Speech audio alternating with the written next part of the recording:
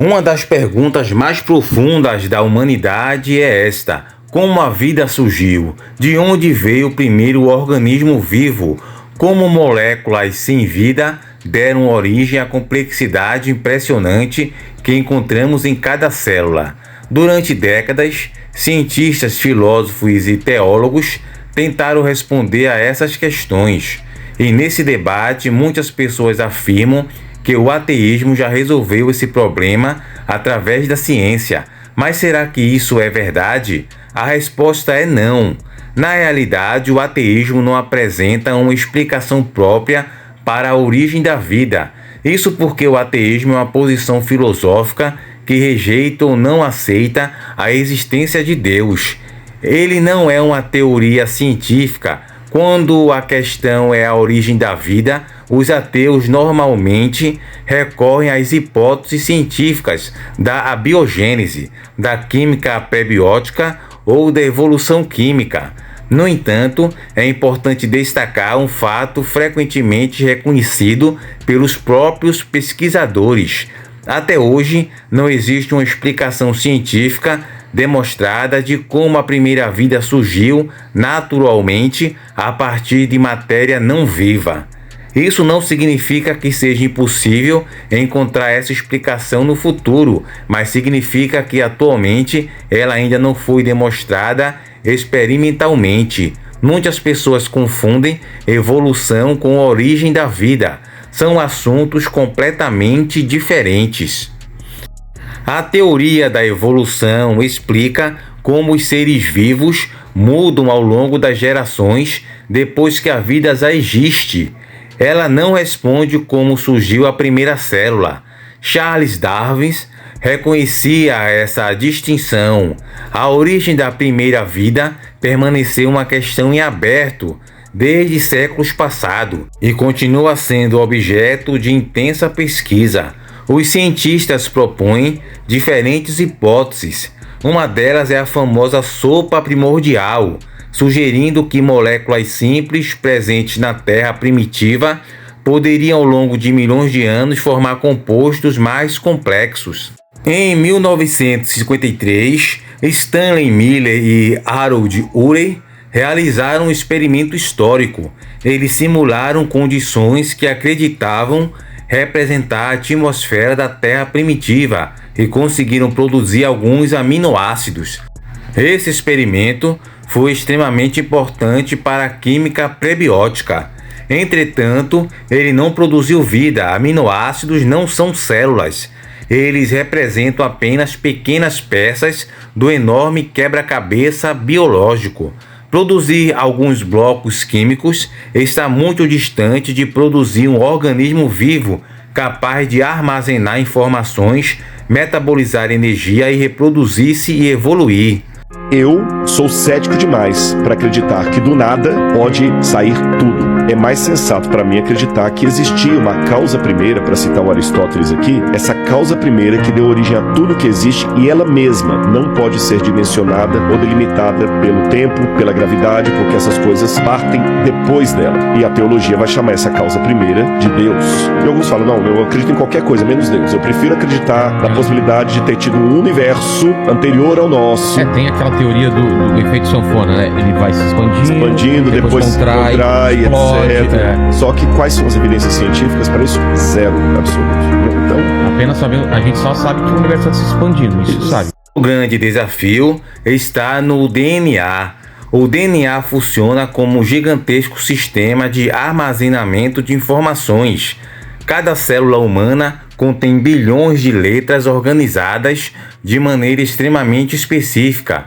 A informação genética não é apenas matéria, ela possui organização, sequência e funcionalidade. Na experiência cotidiana, quando encontramos sistemas complexos de informação, como livros, software ou códigos de programação, sabemos que eles são produzidos por inteligência.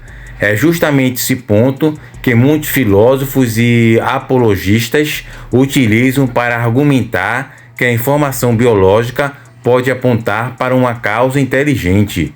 Outro desafio é o problema das proteínas. Uma proteína funcional depende de centenas de aminoácidos. organizados exatamente na ordem correta. Pequenas alterações podem torná-la completamente inútil. A probabilidade de proteínas altamente funcionais surgirem ao acaso é frequentemente apresentada por defensores do design inteligente como extremamente baixa. Embora existam debates científicos sobre como estimar essas probabilidades, permanece o fato de que a origem das primeiras proteínas funcionais ainda é um dos grandes desafios da pesquisa sobre a origem da vida. Existe também o chamado paradoxo do ovo e da galinha, da biologia molecular. O DNA precisa de proteínas para ser copiado, mas as proteínas dependem do DNA para serem produzidas. Então surge a pergunta: qual apareceu primeiro? Para responder essa pergunta, alguns pesquisadores propõem a hipótese do mundo de RNA, sugerindo que moléculas de RNA poderiam desempenhar simultaneamente funções de armazenamento de informações e de catálise química. Essa hipótese é interessante e continua sendo investigada, porém, até o momento, ela ainda enfrenta dificuldades importantes e não foi demonstrada como o caminho pelo qual a vida realmente surgiu. Além da genética, existe a questão da própria célula. Mesmo a bactéria mais simples, conhecida, possui milhares de componentes trabalhando em perfeita coordenação. Ela possui membrana, mecanismo de produção de energia, ribossomos, enzimas, sistemas de reparo do DNA e processos altamente organizados. Não se trata apenas de possuir moléculas, é necessário que todas elas funcionem em conjunto.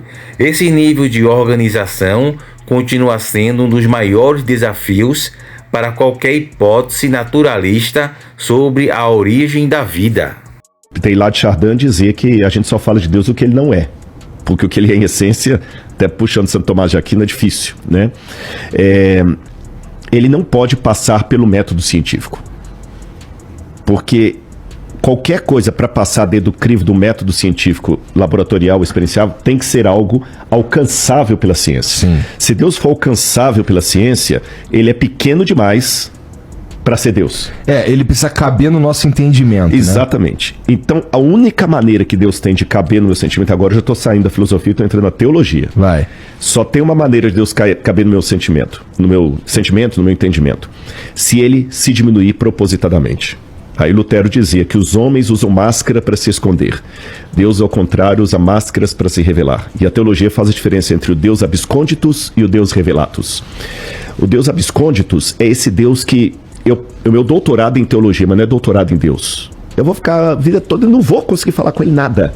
O Deus revelatus foi aquele que se diminuiu para entrar na minha dimensão e se tornar compreensível por mim, só que com um risco. Aí eu conto uma parábolazinha para você.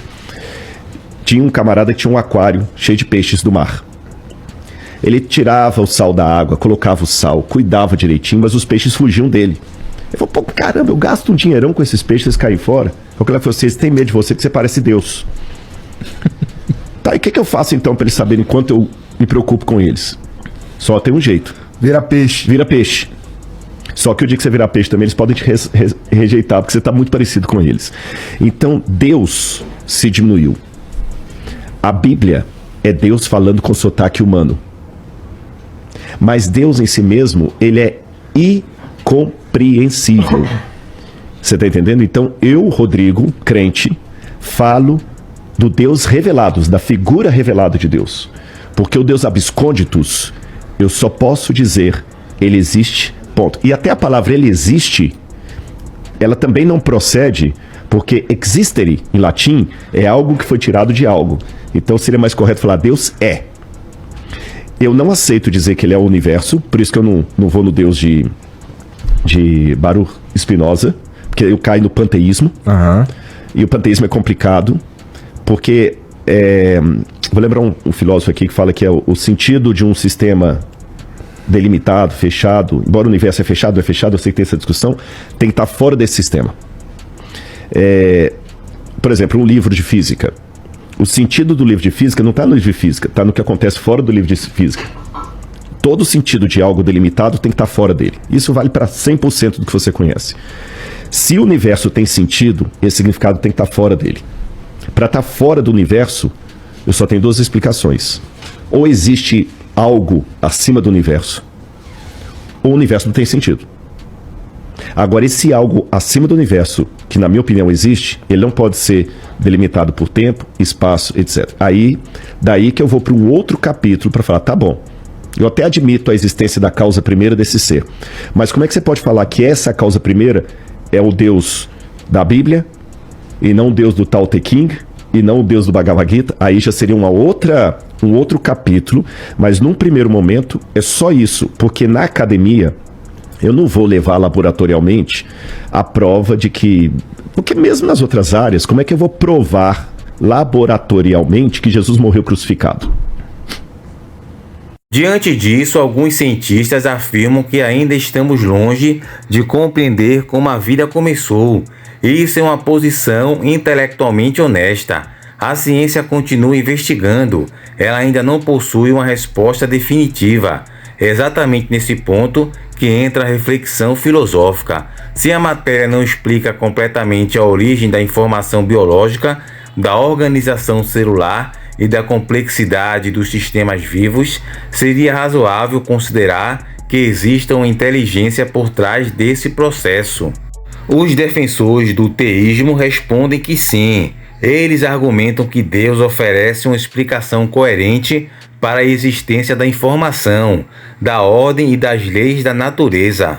Segundo essa visão, um criador inteligente seria capaz de explicar por que o universo possui regularidade matemática, por que existem leis físicas ajustadas para permitir a vida e por que encontramos informações altamente organizadas nos organismos vivos.